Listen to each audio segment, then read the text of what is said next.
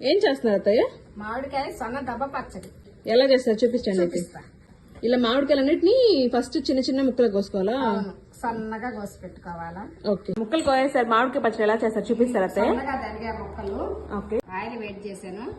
ఆవాలు, జీలకర్ర, తెల్లగడ్డ, ఎండుమిర్చి వేసుకొని ఫ్రై చేసుకున్నారు. కరేపాకు, ఆయిల్ వేడి ఆయిల్లో ఇవన్నీ వేసి కలిపెట్టే చిటచిటా నుంచి తీసేసాను.